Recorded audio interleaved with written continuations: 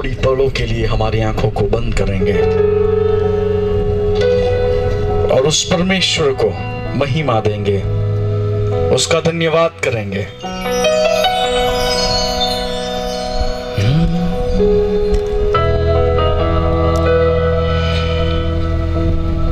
Thank you, Jesus. Thank you, Father. Thank you, Holy Spirit.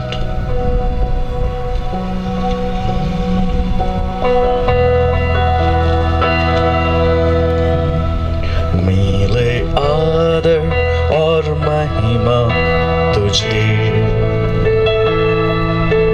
ज्ञान और धन्यवाद प्रभु,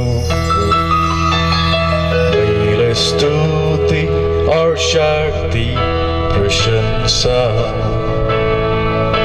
सदा सर्वदा। मिले आदर और महिमा तुझे, ज्ञान और धन्यवाद प्रभु, मिले स्तुति और शक्ति प्रशंसा सदा सर्वदा। सर्वशक्तिमान प्रभु परमेश्वर, जो है और था और रहेगा। सर्वशक्तिमान प्रभु परमेश्वर, जो है और था और रहेगा। तेरी ही महिमा होवे सदा। मेरे जीवन से तेरी ही महिमा होवे सदा। मेरे जीवन से हम गाए हो ज़ना, तू राजाओं का हे राजा। तेरी महिमा होवे सदा। तू है प्रभु हमारा खुदा। हम गाए हो ज़ना, तू राजाओं का हे राजा। तेरी महिमा होवे सदा। तू है प्रभु हमारा खुदा। तू है प्रभु हमारा खुदा। धन्यवाद। हे आसमान में विराजमान हमारे पिता, हम आपका धन्यवाद करते हैं प्रभु परमेश्वर, जो है और जो था और जो आने वाला है, जो सर्वशक्तिमान है, जो अल्फा और ओमेगा, जो विश्वास योग्य साक्षी, मरे हुओं में से जी उठने वालों में पहलोठा और पृथ्वी के राजाओं का हकीम, जो हमसे प्रेम रखता है और अपने लहू के द्वारा हमें पापों से छुड़ाता है। आपको महिमा पराक्रम युगाना युग तक हो। जो सोने की साथ दीवटों के बीच में चलता है, जिसने पांव तक का वस्त्र पहना है, जिसकी छाती पर सोने का पटुका बांधा हुआ है, जिसके सिर और बाल श्वेत ऊन वर्ण पाले के ज्वाले के समान है, जिसके पांव उत्तम पितल के समान जो भट्टी में तपाए गए हो, जो अपने दाहिने हाथ में 7 तारे रखता है, जिसके मुख से तेज 2 धारी तलवार निकलती है, जिसका मुंह ऐसा प्रज्वलित है मानो सूर्य कड़ी धूप में चमकता हो, जो प्रथम और अंतिम और जो जीवता है, जो मर गया था और अब युगाना युग जीवता है, जिसके पास मृत्यु और अधोलोक की कुचिया है। प्रभु, हम आपका धन्यवाद करते हैं, हम आपको महिमा देते हैं, क्योंकि आपने हमें चुना। इस संसार में हम खोए हुए थे, हम नाश की ओर बढ़ रहे थे, लेकिन आपने चुना। और प्रभु, हमें आपको बुला लिया। आज के दिन उपस्थित हर एक जन को पवित्र आत्मा छू ले, तेरे सामर्थ्य से हर एक के जीवनों को छू ले। प्रभु, आपका धन्यवाद करते हुए, आपकी उपस्थिति के लिए आपका धन्यवाद करते हुए यीशु के नाम से मांगते हैं, आमीन। क्या हम जोरदार तालियों से पिता, पुत्र और पवित्र आत्मा को महिमा दे। वो सर्व आदर, मान और महिमा पाने के योग्य परमेश्वर है। Thank you Jesus, thank you father, thank you Holi spirit. आज जिस बात को आप सुनने जा रहे हो, जीवन की बहुत ही महत्वपूर्ण बात है, और मैं आपसे विनती करूंगा कि ध्यान से आज के वचनों को आप सुने। प्रभु यीशु के पवित्र और प्रिय नाम में फिर एक बार सभी को प्रेमी सलाम। Praise the Lord, hallelujah.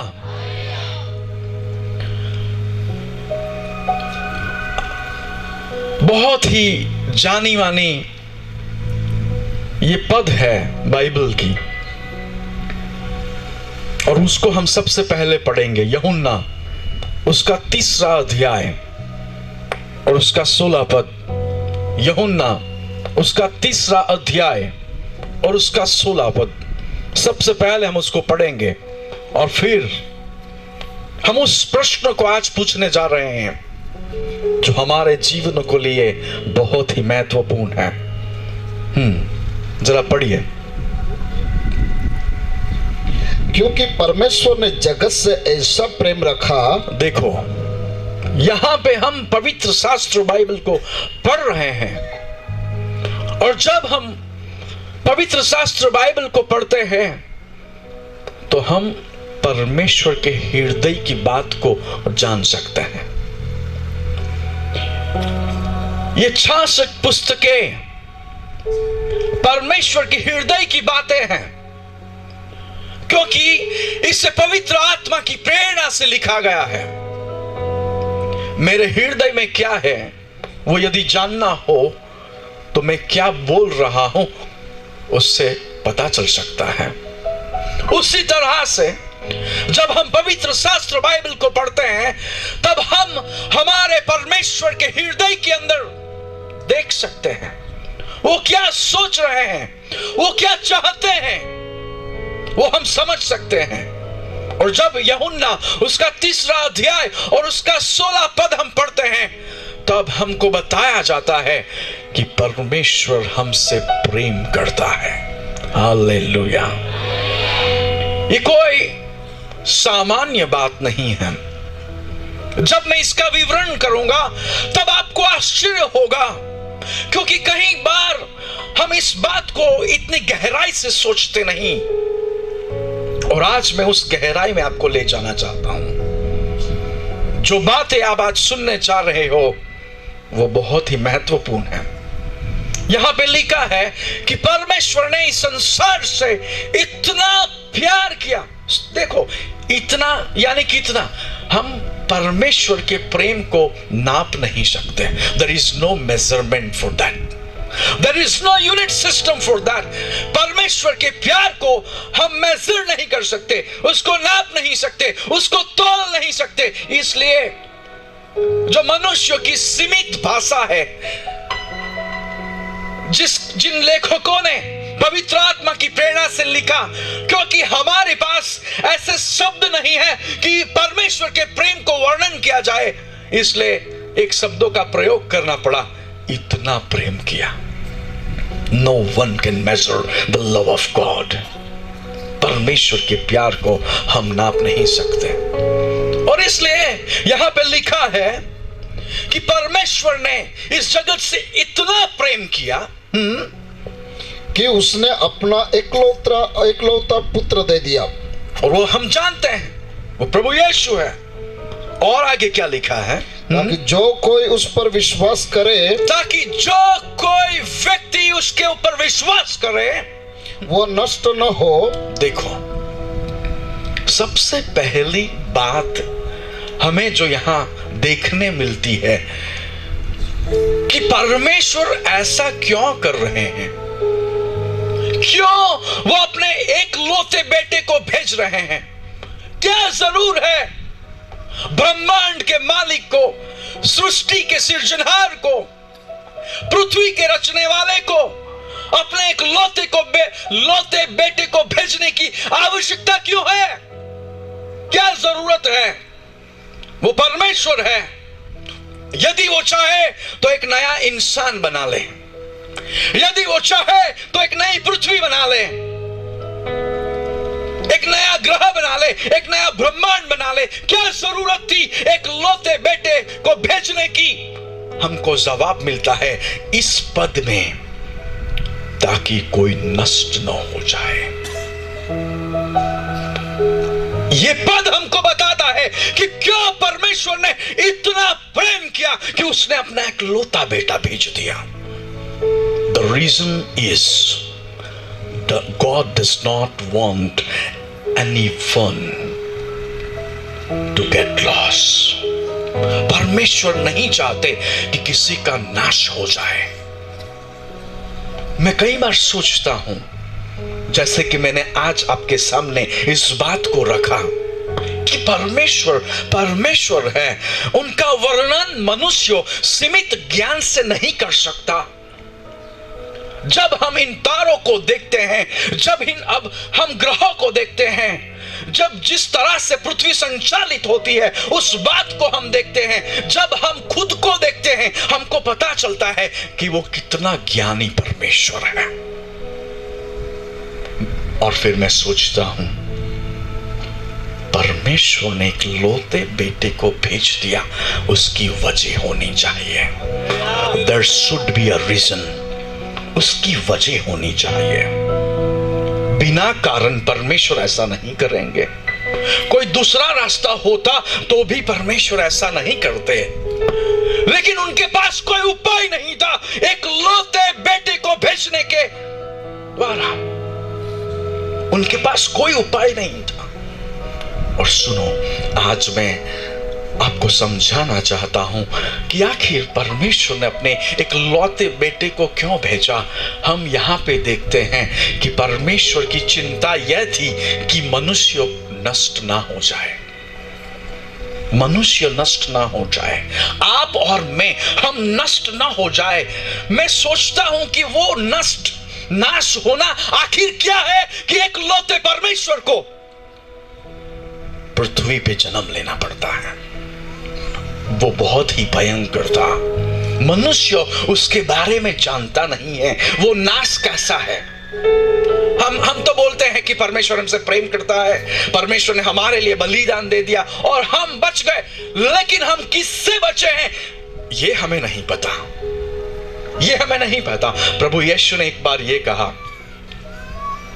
जब एक औरत जिसका जीवन पापों से भरा हुआ था, वो औरत प्रभु यीशु के पास आती है और अपने आंसुओं से उसके पैर को साफ करती है, अपने बालों से उसको साफ करती है।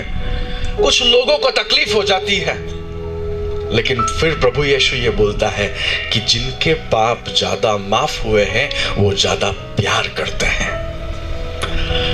आज मैं आपको समझाना चाहता हूं,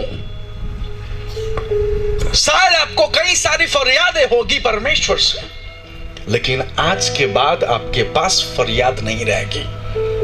क्यों? क्योंकि आप जान जाओगे कि परमेश्वर ने आपको किससे बचाया है। देखो, बाइबल में अब बहुत ही महत्वपूर्ण बात आप सुनने जा रहे हो। पवित्र शास्त्र बाइबल में मनुष्यों को किसके साथ कंपेयर किया है आपको पता है? मनुष्य, हम किससे बने हैं? मिट्टी से। हम किससे बने बहने? किससे बने हैं हम? मिट्टी से। सब बोलिए मिट्टी से। अब मैं आपको एक सवाल पूछता हूं। आप जिस भी गांव में रहते हो वहां पे आपका अच्छा सा घर है और आपके आंगन की धूल एक जोरदार पवन के आने के कारण से वहां से उड़ जाए, तो क्या आप उसके पीछे भागते हो? ओ मेरे आंगन की धूल कहां जा रही है तू? क्या आप उसके पीछे भागते हो? नहीं, you don't go behind it. आप बोलोगे कितनी धूल चाहिए, ला मैं ला के दे देता हूं। आप कभी भी ऐसा नहीं सोचते कि आपके आंगन की धूल जो उड़ जा रही है उसको कभी आप बचाओगे? नहीं बचाओगे। के घरों में प्राणी है, उसको खिलाने के लिए आप घास रखते हो। मान लो कि उसमें आग लग गई, तो क्या आप ये सोचते हो ओ मैं घास से इतना प्रेम करता हूं कि मैं उस घास को बचाने के लिए उसमें कूद जाता हूं? कभी किसी ने जलते घास को बचाने का प्रयत्न किया? नहीं किया, नहीं किया। क्यों? घास की मनुष्य के सामने कोई कीमत नहीं, मिट्टी की मनुष्य के सामने कोई कीमत नहीं। लेकिन बाइबल हमें बताती है कि मनुष्य घास के समान और धूल के समान है। तो मैं ये प्रश्न पूछता हूं परमेश्वर को कि परमेश्वर तूने धूल के लिए क्यों बलिदान दे दिया? परमेश्वर तूने घास के लिए क्यों बलिदान दे दिया? क्या जरूरत थी तुझे मरने की? क्या आवश्यकता थी तुझे अपना बलिदान देने की? क्या जरूरत थी कोड़े खाने की? क्या जरूरत थी? और परमेश्वर ने मुझे बताया, बेटे तो इस आयत को पढ़, तो इस पद को पढ़ और तुझे पता चलेगा क्यों। और परमेश्वर ने मेरा ध्यान उस शब्द की ओर लगाया, नाश। परमेश्वर ने इस संसार से, इस जगत से इतना प्रेम किया कि उसने अपना एक लौता बेटा दिया कि जो कोई व्यक्ति उस पर विश्वास करे उसका नाश ना हो पर वो अनंत जीवन पाए। हालेलुया। और आज मैं आपको समझाना चाहता हूं कि आखिर ये नाश क्या है? ये नाश आखिर क्या है? क्योंकि लोग नहीं जानते और काफी लोग तो इसके बारे में विश्वास भी नहीं करते। कई लोग ऐसे हैं इस संसार में जो ये नाश के बारे में मानते ही नहीं कि ऐसा कुछ होता नहीं, ये सब डराने की बातें हैं। नहीं भाई, ये हकीकतें हैं। आपकी विचारधारा हकीकतों को नहीं बदलेगी। आपको जो मानना हो आप मान सकते हो, लेकिन आपकी मान्यता हकीकतों को नहीं बदल सकती। यदि आप आज बोल दे कि सूर्य नहीं है, वो आपकी मान्यता है, लेकिन कल सुबह सूर्य जरूर दिखेगा। आपकी मान्यता सच्चाई को नहीं बदल सकती, आपकी मान्यता हकीकत को नहीं बदल सकती। और आज मैं आपके सामने उस बात को रखने वाला हूं कि जिस वजह से यीशु को आना पड़ा, हमारे लिए खुद का बलिदान देना पड़ा, वो आखिर नाश था क्या? बाइबल में उसको नरक कहा जाता है। देखो, आज मैं आपको डराना नहीं चाहता, लेकिन मैं आपको यह दिखाने वाला हूं कि आप उससे बच गए हो। Hallelujah, hallelujah. सबसे पहली बात, वो नाश का नाम मैंने आपके सामने रख दिया है, और वो नाश अनंतकालिक नाश है, और उसको बाइबल में दूसरा मृत्यु और नरक कहा जाता है। सबसे पहले हम ये प्रश्न का जवाब बाइबल से पाएंगे, पास्टर शेरोन से नहीं, क्योंकि बाइबल को आपको मानना चाहिए। मैं तो शायद दुनिया में से कोई दूसरी बातें भी बोल सकता हूं, लेकिन हम बाइबल से पढ़ेंगे और आज हमको खुद प्रभु यीशु बताएगा कि आखिर ये नरक है क्या, ये नाश की जगह है क्या। हम खोलेंगे मरकुस उसका 9वां अध्याय और उसका 43वां पद। Mark chapter 9 verse 43। आखिर ये नाश जिसका नाम मैंने नरक दिया है वो है क्या? सबसे पहली बात, यदि आपको लिखनी हो तो लिख लो ताकि आप दूसरों को भी बता सके। नरक अनंतकालिक आग की जगह है। किसकी जगह है नरक? अनंतकालिक आग की। हमारे में से किसी को प्रैक्टिस नहीं आग में रहने की है? किसी को? कुछ लोग प्रैक्टिस करते हैं कि चलो मैं पानी के अंदर कुछ मिनट तक रह सकूं, और वो रिकॉर्ड भी बनाते हैं, वर्ल्ड रिकॉर्ड भी बनता है कि भाई पानी के अंदर इतनी मिनट बिना सांस लिए आदमी जिंदा है। लेकिन ये जो नरक है, ये जो नाश है, जिसको परमेश्वर ने खुद ने बनाया था, और उसके बनाने की भी वजह थी। कुछ लोग पूछते यार नरक परमेश्वर ने क्यों बना दिया? नहीं बनाते तो नहीं, उसका कारण भी मैं आपको बताऊंगा। मेरे पास आज फिर से समय कम है, लेकिन आप मेरे साथ थोड़ा सहकार करोगे ऐसा मैं मानता हूं। हम पढ़ेंगे मरकुस उसका 9 अध्याय और उसकी 43वां पद। पढ़िए। यदि तेरा हाथ तुझे ठोकर खिलाए। देखो ये पास्टर शेरोन के शब्द नहीं है, लेकिन प्रभु यीशु के शब्द है। और प्रभु यीशु ऐसा कहता है कि यदि तेरे हाथ, जिसे हम बहुत प्रेम करते हैं, प्रभु यीशु कहता है कि यदि तेरे हाथ ठोकर खिलाए तो उसे काट डाल। मुझे ये बात पचती नहीं। जो यीशु अंधों को देखता कर सकता है, लंगड़ों को चलता कर सकता है, और जिनके हाथ खराब हो गए हैं उनको वो अच्छा कर सकता है, और वो यीशु ऐसा बोल रहा है कि हाथ काट दो। प्रभु यीशु आखिर कहना क्या चाहता है? प्रभु यीशु वो नाश की सीरियसनेस के बारे में बात कर रहा है। प्रभु यीशु जो नाश है वो कितना खतरनाक है, कितना गंभीर है, उसके बारे में वो समझा रहा है। ऐसा नहीं कि हम एक तलवार ले ले या चाकू ले ले और अपने हाथ को काट दे, लेकिन प्रभु यीशु हमको समझाना चाहता है कि 2 हाथ लेके नाश में यानी नरक में तू चला जाए, उससे अच्छा है कि तू ठूठा होके स्वर्ग में जा। क्यों? क्योंकि प्रभु ऐसे भी हमको नया शरीर देने वाला है। हालेलुया। हमको प्रभु यीशु एक नया शरीर देने वाला है। यहां पे लिखा है, पढ़िए जरा फिर एक बार प्रभु यीशु के शब्द में। यदि तेरा हाथ तुझे ठोकर खिलाए। तेरा हाथ यदि तुझे ठोकर खिलाता है तो उसे काट डाल। उसे काट डाल। क्यों?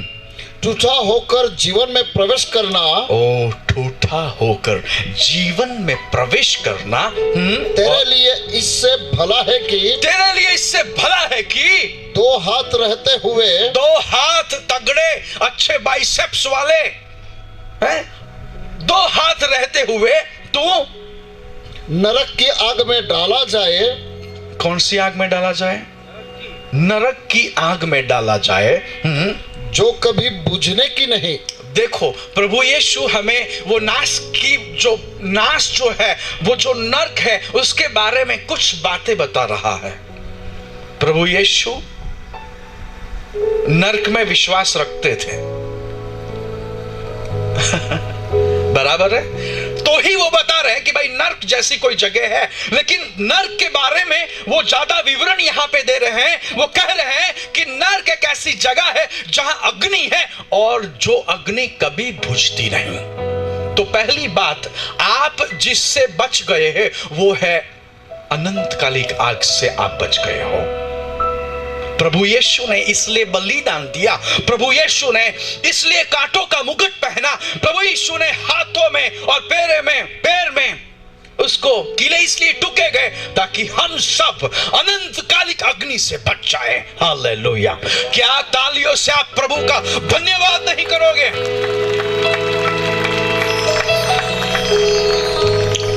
देखो हम नेगेटिव दृष्टिकोण से नहीं देख रहे हैं, नकारात्मक दृष्टिकोण से नहीं देख रहे हैं, उसको हकारात्मक दृष्टिकोण से देख रहे हैं। हम यहां पे ये मान रहे हैं कि प्रभु यीशु ने हमें वो अनंतकालिक अग्नि से छुड़ा लिया है।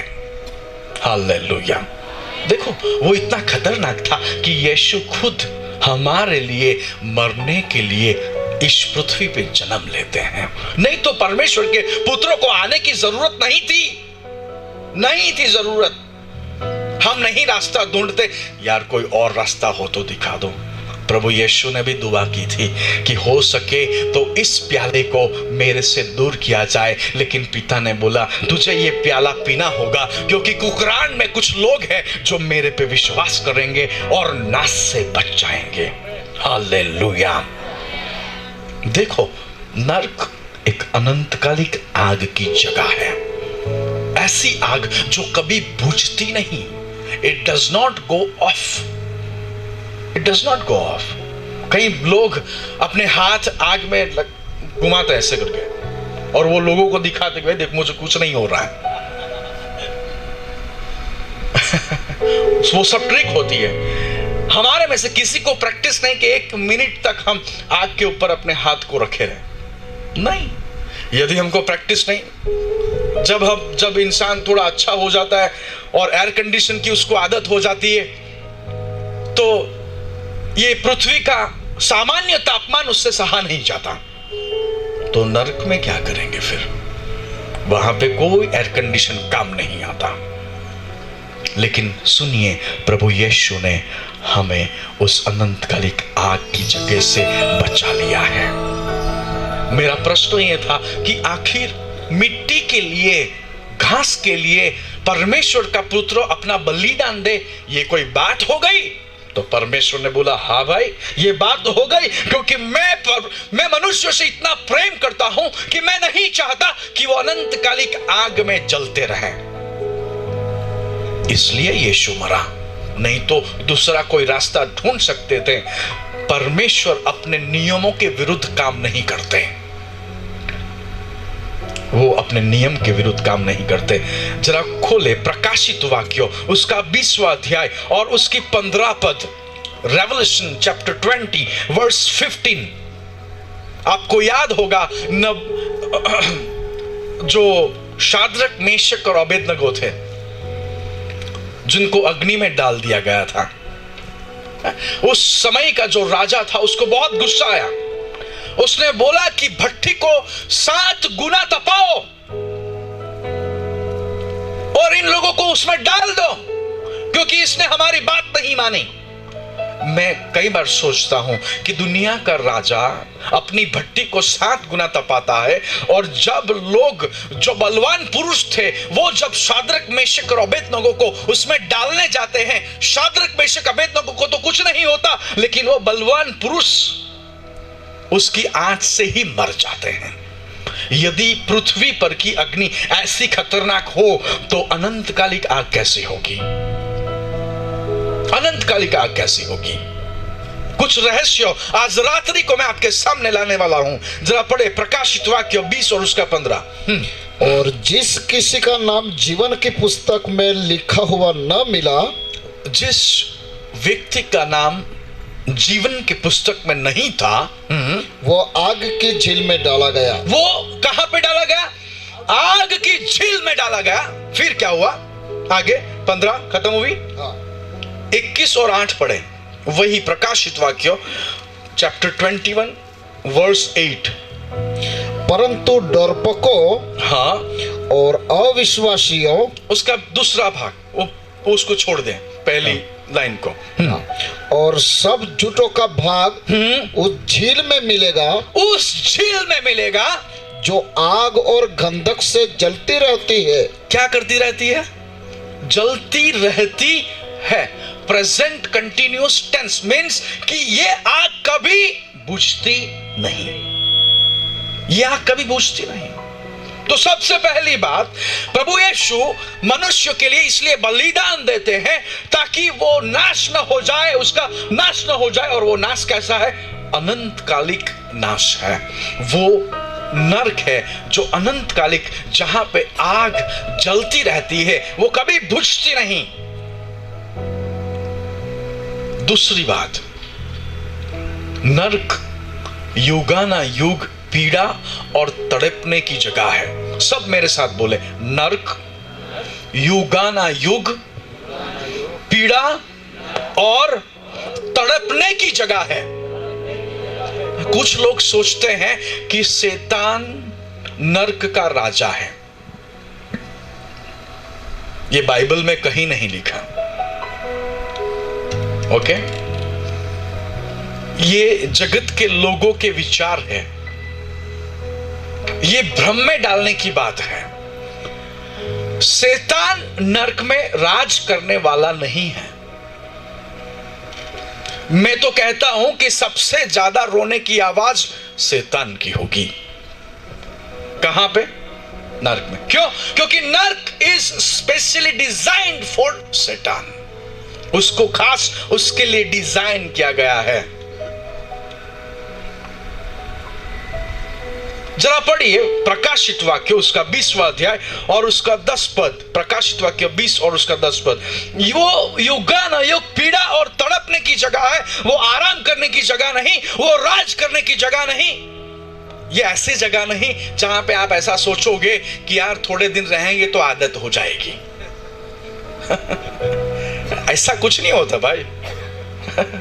पढ़िए जरा प्रकाशित वाक्य 20 और 10। उनका भरमाने वाला शैतान। कौन? किसकी बात हो रही है यहां पे? इब्लिस की, शैतान की। और वो उसका काम क्या है? सारे पृथ्वी पे लोगों को वो भरमाता फिरता है, लोगों को भरमाता फिरता है। और फिर क्या लिखा है आगे? आग और गंधक की उस झील में, हाँ, जिसमें वो पशु और झूठा भविष्यवक्ता भी होगा। पशु और झूठा भविष्यवक्ता भी पहले से वहां पे मौजूद है। उनके साथ शैतान को भी डाल दिया जाएगा। वहां पे क्या कर दिया जाएगा? डाल दिया जाएगा। और फिर क्या होगा? और वे रात दिन युगानुयुग पीड़ा में तड़पते रहेंगे। ओ, शायद आपके बाइबल में गलत लिखा ऐसा लग रहा है। रात दिन वो राज करेंगे ऐसा नहीं लिखा। लोग तो सोचते हैं बहने, कुछ लोगों को गलत दर्शन दिखते हैं, झूठे दर्शन, और वो लोग देखते हैं कि नरक में शैतान राज करता है। नहीं, यहां पे प्रकाशित वाक्य में उसके 20वें अध्याय में 10 और 11 आयत में लिखा है कि शैतान पीड़ा भुगतेगा, यातना भुगतेगा। देखो आप, परमेश्वर ने मनुष्य के लिए नाश की जगह नहीं बनाई, लेकिन मनुष्य खुद की इच्छा से वहां जाता है। वो उसकी चॉइस है, वो उसकी पसंदगी है। क्यों? क्योंकि जो जीवन की बातें हैं उसको वो ठुकराता है। आपके बाइबल में इस बात को लाइन कर दीजिए ताकि कोई आपको गुमराह ना करे, कोई आपको भरमाए नहीं। पता है शैतान की क्या चाल है? वो उत्पत्ति को निकाल देना चाहता है और प्रकाशित वाक्यों को बाइबल से निकाल देना चाहता है ताकि किसी को शैतान का शुरुआत और अंत पता ना चले। समझ रहे हो आप मेरी बात को? ये उसका षड्यंत्र है और कुछ लोग उस षड्यंत्र के भोग बन चुके हैं। लेकिन मेरी बात सुनो, उसका झूठ ज्यादा चलने वाला नहीं है। यदि हमने ये पद को पूरा किया हो तो मत्ती रचित सुसमाचार उसका 13वां अध्याय और 50 पद को पढ़ा जाए।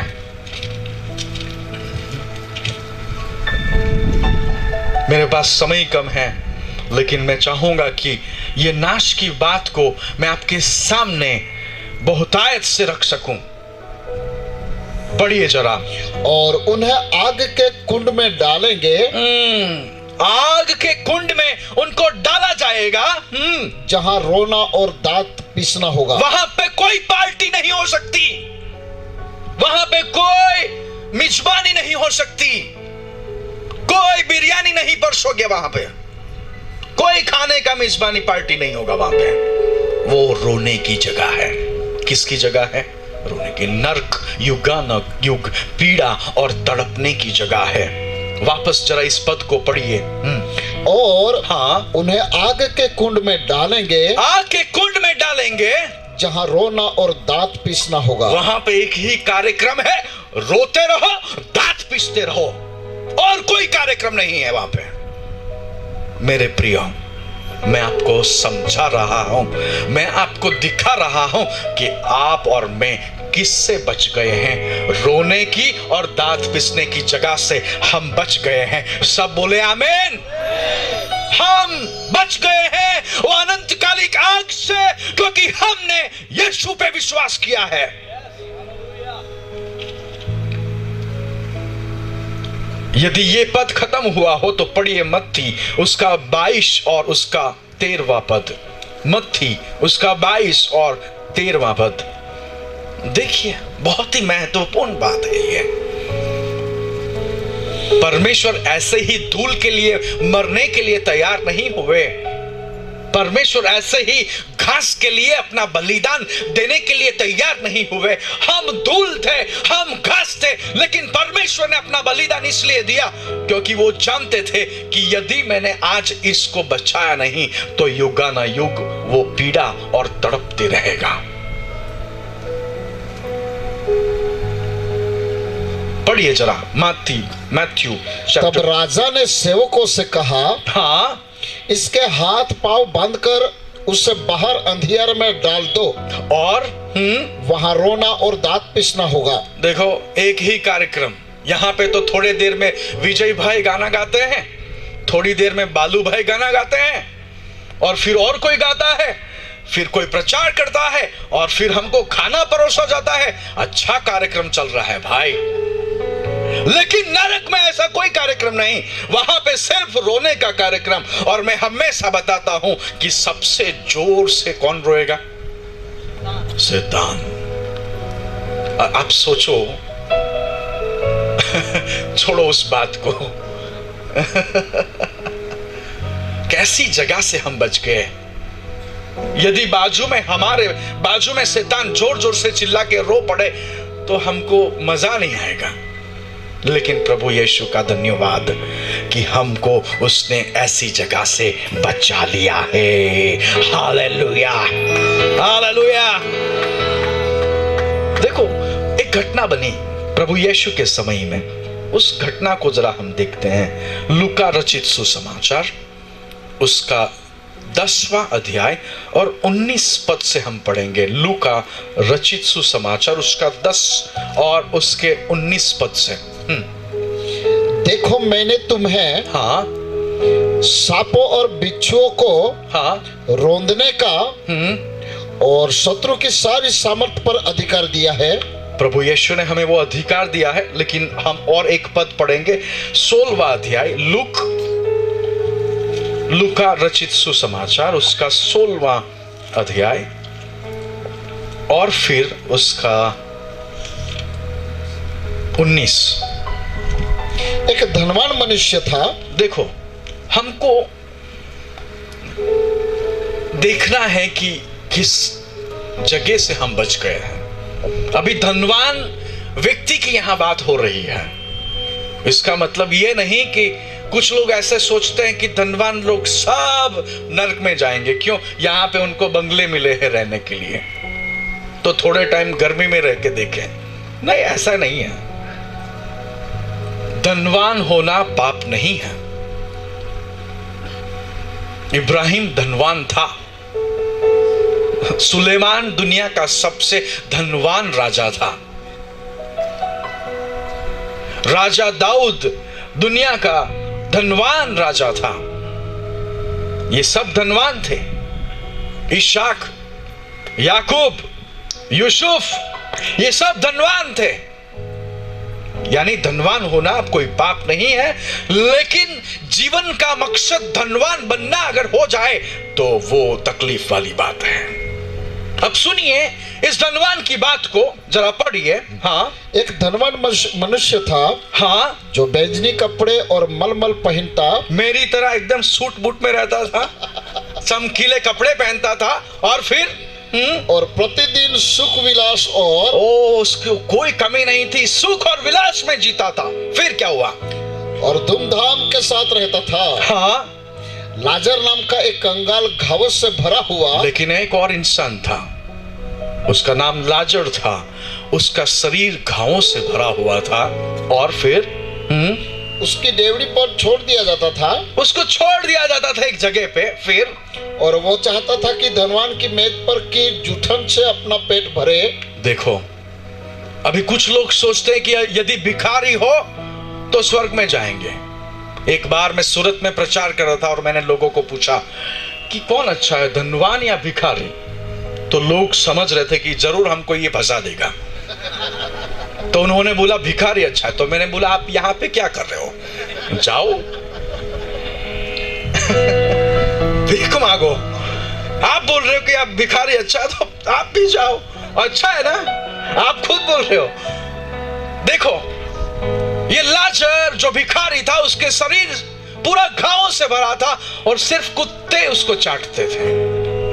उसकी हालत इतनी खराब थी कि कोई इंसान उसको हाथ लगाने के लिए तैयार नहीं था। और वो कुत्तों को हट करके भगाता नहीं था, क्योंकि जब वो कुत्ते उसको चाटते थे उसको अच्छा लगता था, क्योंकि उसके घाव साफ हो जाते थे।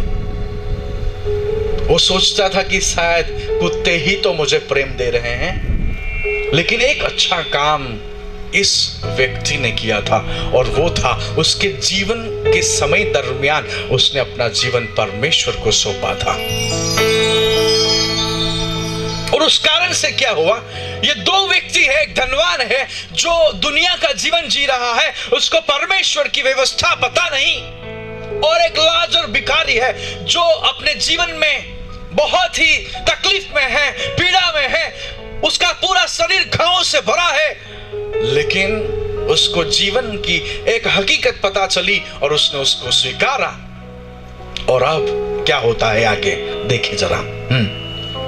ऐसा हुआ कि वो कंगाल मर गया, फिर और स्वर्गदूत ने उसे लेकर अब्राहम की गोद में पहुंचाया। स्वर्गदूत लाजर को अब्राहम की गोद में छोड़ के आते हैं, और फिर आगे वो धनवान भी मर गया, वो धनवान भी मर गया, और फिर क्या हुआ, और गाड़ा गया, उसको गाड़ा गया। देखो, उसका कॉफिन बॉक्स बहुत ही महंगा था, अमेरिका से मंगवाया गया था, उसमें भी एयर कंडीशन था, कॉफिन बॉक्स में भी बहुत ही महंगा, और दुनिया के अच्छे अच्छे लोग वहां पे आए थे उसको दफनाने के लिए। लेकिन उसकी आत्मा कहां गई थी, पढ़िए जरा आगे क्या हुआ था। और अधोलोक में उसने पीड़ा में पड़े हुए अपनी आंखें उठाई। देखो, ये जगह पीड़ा की जगह है, ये तड़पने की जगह है,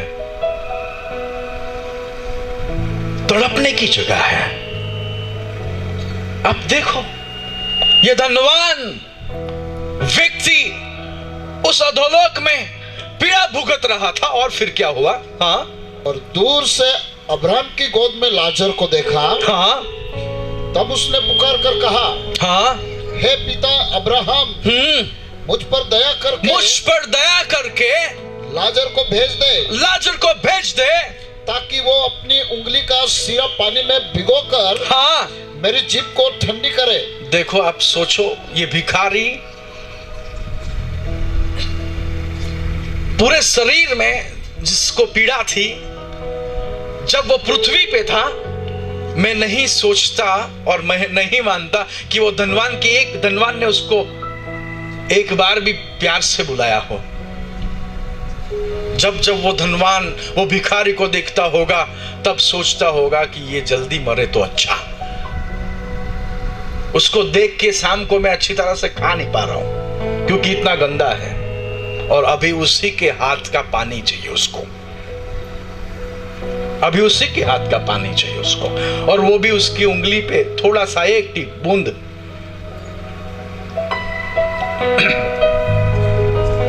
मेरे प्रिय, ये घटना हमको समझाती है कि कितनी पीड़ा की जगह होगी, कि जो धनवान व्यक्ति हमेशा ठाठ में रहता था, बिस्लरी पानी के बिना वो पीता नहीं था, वो अभी एक भिखारी के हाथ की उंगली पे एक बूंद पाने के लिए तड़प रहा है। उसका मतलब यह है कि ये जो नरक, ये जो नाश की जगह है, वो पीड़ा और तड़पने की जगह है। फिर आगे क्या लिखा है 31 तक। क्योंकि मैं इस ज्वाला में तड़प रहा हूं। उसने कहा मैं तड़प रहा हूं, और परंतु अब्राहम ने कहा हे पुत्र, स्मरण कर कि तू अपने जीवन में अच्छी वस्तुएं ले चुका है और वैसे ही लाजर बुरी वस्तुएं, और फिर परंतु अब वह यहाँ शांति पा रहा है। देखिए, हमारा जो मकसद है यहाँ पे ये पढ़ने का वो ये है कि हम समझ सके कि प्रभु यीशु ने हमारे लिए क्यों बलिदान दिया। मेरा प्रश्न वही था कि आखिर परमेश्वर का पुत्र धूल के लिए अपना बलिदान देता है, परमेश्वर का पुत्र घास के लिए अपना बलिदान देता है। ये बात मुझे पचती नहीं, लेकिन फिर मुझे समझ पड़ती है कि यदि उसने मेरे लिए बलिदान दिया ना होता तो मैं युगाना युग जलने वाली आग की जगह में होता, मैं युगाना युग पीड़ा और तड़पने की जगह में होता। तीसरी बात, बाइबल ये बताती है कि नरक अंधकार की जगह है। किसकी जगह है? अंधकार की। वहां पे अंधेरा है, अंधकार की जगह। मत्ती उसका 8वां अध्याय और 12वां पद। मेरे पास समय कम है और मुझे जल्दी आगे बढ़ना है। नरक वो अंधकार की जगह है, लेकिन परमेश्वर का धन्यवाद, यीशु का धन्यवाद कि उसने हमें वो अंधकार की जगह से बचा लिया। हालेलुया। पढ़िए जरा मत्ती 8 और उसका 12 पद। परंतु राज्य के संतान बाहर अंधकार में डाल दिए जाएंगे। राज्य के संतान बाहर अंधकार में डाल दिए जाएंगे। और वहां रोना और दांतों का पीसना होगा। वहां पे रोना और दांतों का पीसना होगा। देखो, वो अंधकार की जगह है। प्रभु यीशु यहाँ पे हमें बता रहे हैं कि वो अंधकार की जगह है। यहूदा उसका 1 अध्याय और उसका 6वां पद भी हम पढ़ेंगे। जुड़ा, यहूदा उसका 1 और 6 पद।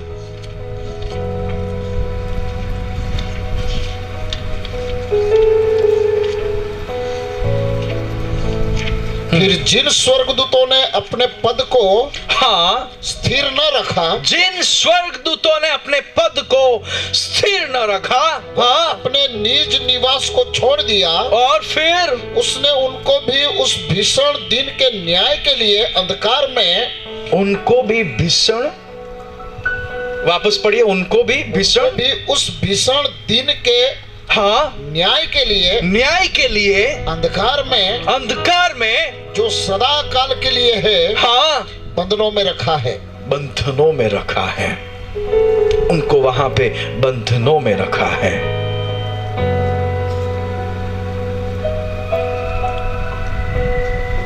देखो, हम यहां पे बहुत ही स्पष्ट रीति से ये बात को समझते हैं कि परमेश्वर ने हमें इतना प्रेम किया कि उसने अपना एक लौता बेटा इसलिए दे दिया कि हम अनंतकालिक आग की जगह से बच सके, हम पीड़ा और तड़पने की जगह से बच सके, हम अंधकार की जगह से बच सके।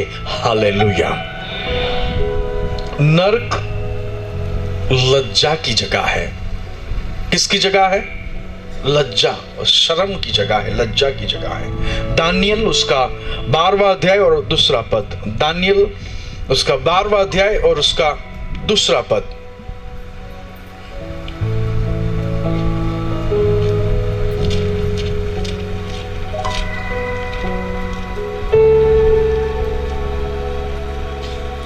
जो भूमि के नीचे सोए रहेंगे, उनमें से बहुत से लोग जाग उठेंगे। देखो, एक दिन जब प्रभु यीशु आकाश में उतरेगा, यहां पे हम देखते हैं कि जो लोग धूल में सोए हुए हैं उनको उनमें से बहुत से लोग जाग उठेंगे। उनमें से कुछ लोग, बहुत से लोग जाग उठेंगे। फिर कितने तो सदा के जीवन के लिए, और कितने अपनी नाम धराई और सदा तक अनंत घिनौने ठहरने के लिए। नाम धराई और सदा तक क्या ठहरने के लिए? अत्यंत घिनौने ठहरने के लिए, अत्यंत घिनौने ठहरने के लिए। देखो, ये जगह है लज्जा की, ये जगह है अत्यंत घिनौने ठहरने की। ये कोई अच्छी जगह नहीं है जहां पे हमको समय बिताने का मौका मिलना चाहिए। लेकिन प्रभु यीशु हमको ऐसी जगह से बचा लेता है। हालेलुया। देखो, नरक ऐसी जगह है, वो कभी संतुष्ट नहीं होती। आप भले आपको लड्डू क्यों पसंद ना हो, लेकिन 4-5 लड्डू खाने के लिए आप बोलोगे यार बस हो गया, अब मुझे नहीं खाना, यहां तक आ गया, ऐसा बोलोगे आप संतुष्ट हो जाते हो। भले वो कितना अच्छा क्यों ना हो, आपके जीभ को क्यों भले कितना अच्छा ना लगता हो, लेकिन आप संतुष्ट हो जाओगे। लेकिन नरक है ऐसा जो कभी संतुष्ट नहीं होता। मैं कहता हूं कि पृथ्वी के जो समंदर है, वो सारे पानी को इकट्ठा करके यदि नरक में डाल दिया जाए तो नरक क्या बोलेगा पता है? बूंद गिरी कहीं से। समझ रहे हो आप मेरी बात को? नरक, संसार के सारे पानी को यदि हम इकट्ठा करके नरक के अंदर डाल दे तो नरक बोलेगा ये तो पानी का बूंद था, उसको कोई फर्क नहीं पड़ता। नरक को कोई फर्क नहीं पड़ता। पढ़ो जरा नीति वचन उसका 27वां अध्याय और उसका 20 पद। देखो, नरक के पास इतनी जगह है, किसी के लिए वो कभी ऐसा नहीं बोलेगा कि भाई अभी एडमिशन क्लोज्ड, अब हम आगे से भारत के लोगों को यहां पे स्वीकारेंगे नहीं क्योंकि हमारी जगह भर गई है। चाइना से हम लोगों को नहीं स्वीकारेंगे, कहीं नरक में भी कोरोना वायरस ना हो जाए।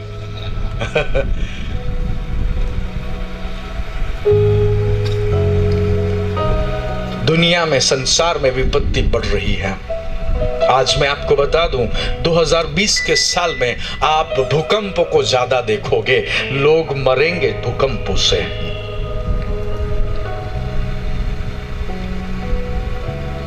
पढ़िए जरा नीति वचन उसका 27 और 20 पद को। जैसे अधोलोक हाँ और विनाशलोक, अधोलोक और विनाशलोक, वैसे ही मनुष्य की आंखें भी फिर तृप्त नहीं होती। देखा, वो कंपेयर कर रहा है, लेकिन यहां पे हमको उस सत्यों को जानने मिलता है कि जो अधोलोक है, जो नरक है, वो कभी तृप्त नहीं होता। वो क्या नहीं होता? तृप्त नहीं होता, संतुष्ट नहीं होता। वो कभी ऐसा नहीं कहेगा कि अब हमारे यहाँ पे जगह फुल हो गई है, हम लोगों को यहाँ पे अब नहीं ले सकते। सबके लिए जगह है उसके पास, सबके लिए, फॉर एवरीवन। और इसलिए प्रभु यीशु का धन्यवाद कि उसने हमें उस जगह से बचा लिया। आप शायद ये प्रश्न पूछते होंगे, और आपने सुना है तो मैं उस बारे में ज्यादा बताऊंगा नहीं, लेकिन नरक को इसलिए बनाया गया था कि उसके अंदर शैतान और उसके दूतों को डाला जा सके। क्यों? आप सोचोगे कि क्या जरूरत है? देखो, जब चाइना में कोरोना वायरस हो गया तो क्या हुआ?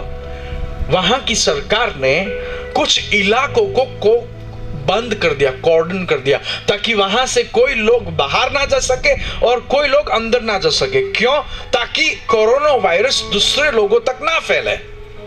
जब कोई चाइना से या कहीं से भी भारत देश में प्रवेश करता है तो हमारी सरकार उसको जांचती है, उसको देखती है कि भाई इसको कोरोना वायरस तो नहीं, और यदि शक जाता है कि इसको ऐसी तकलीफ हो सकती है तो उसको अलग जगह पे रखा जाता है। उसको इंग्लिश में क्वारंटाइन बोलते हैं। उसको अलग जगह पे रखा जाता है ताकि उसकी असर किसी और को ना हो जाए।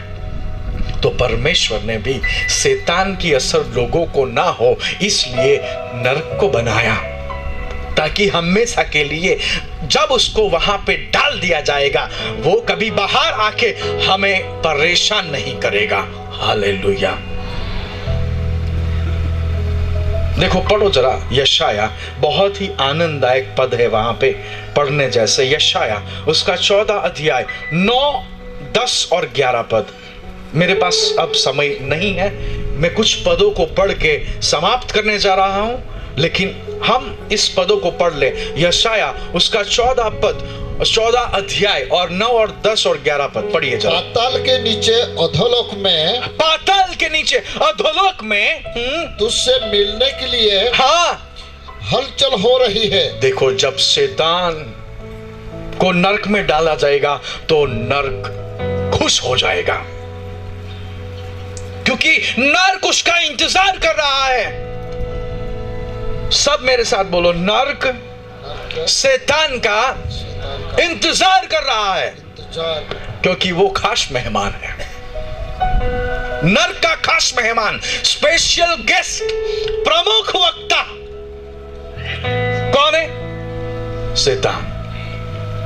हलचल मच जाएगी जब कुछ होने वाला होता है और बहुत लोग उत्सुक हो जाते हैं कि ये होने वाला है। उस तरह से नरक उत्सुक हो जाएगा। क्यों? क्योंकि उसका मेहमान आ रहा है, क्योंकि नरक को तैयार किया गया है, स्पेशली डिजाइन किया गया है ताकि शैतान को सबसे ज्यादा पीड़ा दे सके। पढ़िए जरा वापस उस आयत को, उस पद को, 9 पद को। पाताल के नीचे अधोलोक में हाँ तुझसे मिलने के लिए हलचल हो रही है। तुझसे मिलने के लिए हलचल हो रही है। शैतान क्या तू सुन रहा है? नरक तेरा इंतजार कर रहा है। हालेलुया। इसलिए जब दुष्टात्मा ग्रसित व्यक्ति यीशु को मिले तो वो यीशु से थोड़े से पहले लड़ने लगे, भाई तेरा और हमारा क्या है, तू क्यों यहाँ पे आ गया? फिर उनको पता चला कि उनके पास अधिकार है नरक में डालना, तो वो दुष्टात्मा गिड़गिड़ाने लगी है, अभी हमको वहां पे मत भेज देना, समय के पहले हमको नहीं भेज देना है? लेकिन हमारा प्रभु तो बहुत अच्छा है, वो दुष्टात्माओं की प्रार्थना भी सुनता है और विश्वासी लोग प्रार्थना नहीं करते। कुछ लोग कहते हैं कि प्रभु हमारी प्रार्थना नहीं सुनता। अरे जो परमेश्वर दुष्टात्मा की प्रार्थना सुनता हो वो आपकी क्यों ना सुने? जब वो दुष्टात्माएं प्रभु यीशु के सामने गिड़गिड़ाने लगे, हे ईश्वर पुत्र, अभी समय के पहले हमको उस जगह में मत डाल दे, क्योंकि ऐसे भी हमको वहां पे जाना है। फिर उन्होंने क्या विनती की? अरे वो सुअर, वो बहुत गंदे हैं, हमको वहां पे जाने की आज्ञा दी जाए। और प्रभु यीशु ने उनकी विनती को सुना और उनको हाँ कहा, चले जाओ, इस बंदे को छोड़ दो, और वो आजाद हो गया। देखिए वो पीड़ा की जगह है। और पढ़िए जरा, हलचल मच रही है। फिर क्या हो रहा है? वह तेरे लिए, यानी कि शैतान के लिए, हाँ, मुर्दों को अर्थात, हाँ, मुर्दों को अर्थात पृथ्वी के सब सरदारों को जगाता है। देखो जब शैतान को नरक में डाला जाएगा, पूरा नरक के अंदर जितने भी पहले से जो लोग पहुंचे हैं उन सबको जगाया जाएगा। भाई उठो, आ रहा है मेहमान, सबको जगाया जाएगा। और फिर क्या होगा? आगे पढ़िए। और वह जाति जाति के सब राजाओं को, जाति जाति के राजाओं को उनके सिंहासन पर से उठा खड़ा करेगा। फिर आगे, वे सब तुझसे कहेंगे, वो सब कहेंगे, क्या कहेंगे? क्या तू भी हमारे समान निर्बल हो गया है? ओ शैतान, क्या तू भी हमारे समान निर्बल हो गया है? तुझे भी यहाँ पे डाल दिया। हमने तो सुना था कि तू राज करने वाला है और तेरी भी ये दशा हो गई। दुनिया में हम तो राज कर रहे थे और हम भ्रम में थे, हमको तूने भ्रम में रखा और आखिर हम भी यहाँ पे आके गिरे। लेकिन तू भी यहाँ पे देखो, वहां पे लोग उसको ताना मारेंगे। किसको? शैतान को। शैतान को ताना मारा जाएगा। ये ताने मारने की बात है कि लोगों को वहां पे उठाया जाएगा और वो सब मिलके उसकी खिंचाई करेंगे। तू भी आया, फिर क्या हुआ आगे?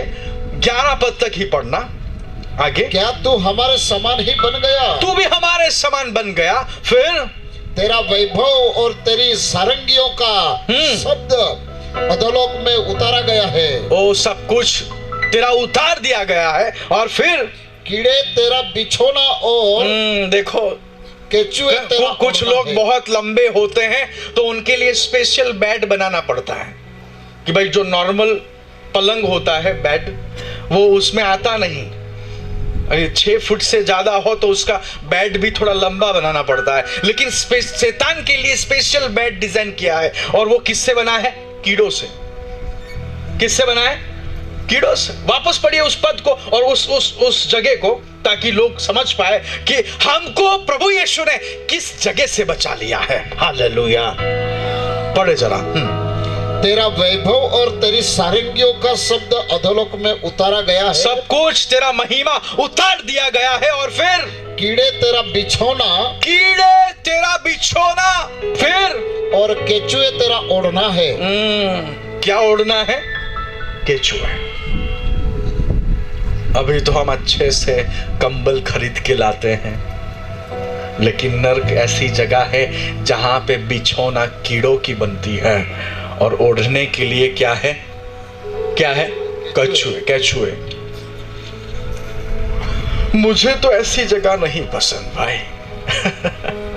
मुझे तो नहीं पसंद, लेकिन शैतान के लिए इसको डिजाइन किया गया है और शैतान को वहां पे डाला जाएगा। हम आखिरी पद को पढ़ेंगे, प्रकाशित वाक्य उसका 19 और उसका 11वां।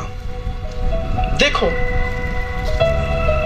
आज आप सुनो, सबसे बड़ा पाप खून करना नहीं है। सबसे बड़ा पाप लूट करना भी नहीं है। सबसे बड़ा पाप जीवन के आमंत्रण को ठुकराना है। आप समझ रहे हो मेरी बात को? जीवन के आमंत्रण को प्रभु यीशु ने कहा कि जो कोई व्यक्ति मुझ पर विश्वास करेगा उसका नाश नहीं होगा, लेकिन उसको क्या मिलेगा? अनंत जीवन। पढ़े जरा प्रकाशित वाक्य 19-11 पद से। फिर मैंने स्वर्ग को खुला हुआ देखा। और फिर क्या हुआ? और देखता हूं कि एक श्वेत घोड़ा है और उस पर एक सवार है। हाँ, जो विश्वासयोग्य और सत्य कहलाता है। फिर और वह धर्म के साथ न्याय और युद्ध करता है। हाँ, उसके आंखें आग की ज्वाला है। प्रभु यीशु उसकी आंख आग की ज्वाला की तरह है। और उसके सिर पर बहुत से राजमुकुट है। उस पर एक नाम लिखा है। हाँ, जिसे उसको छोड़ और कोई नहीं जानता। कोई नहीं जानता। फिर आगे? वो लहू छिड़का हुआ वस्त्र पहने है और उसका नाम परमेश्वर का वचन है। ओ प्रभु यीशु है वो। फिर क्या है आगे? स्वर्ग की सेना श्वेत घोड़ों पर सवार। हाँ, और श्वेत और शुद्ध मलमल पहने हुए उसके पीछे पीछे है। फिर क्या हुआ आगे? जाति जाति को मारने के लिए उसके मुंह से एक चोखी तलवार निकलती है। और वह लोहे का राजदंड लिए हुए उन पर राज्य करेगा। फिर? और सर्वशक्तिमान परमेश्वर के भयानक प्रकोप की जलजलाहट की मदिरा के कुंड में आप दाख रौंदेगा। और फिर क्या होगा आगे? उसके वस्त्र और जांघ पर यह नाम लिखा है। हाँ, राजाओं का राजा और प्रभुओं का प्रभु। राजाओं का राजा और प्रभुओं का प्रभु। यीशु जिसने हमारे लिए अपना बलिदान दिया है। यूहन्ना उसका 3 और 18 पद हम पढ़ेंगे। हम सब साथ में खड़े हो जाएंगे एक साथ में। और विजय भाई यूहन्ना उसका 3रा अध्याय और उसका 18 पद पढ़ेंगे। और हम उस पद को पढ़ने के बाद जो उस पर विश्वास करता है, जो उस पर विश्वास करता है उस पर दंड की आज्ञा नहीं होती। सब बोलो आमीन। आमीन। जो उस पर विश्वास करता है वो दंड से बच जाता है। लेकिन आगे 18 यूहन्ना 3 और 18। परंतु जो उस पर विश्वास नहीं करता, हाँ, वो दोषी ठहर चुका। वो दोषी ठहर चुका है। देखो सबसे बड़ा गुनाह परमेश्वर के आमंत्रण को नकारना है।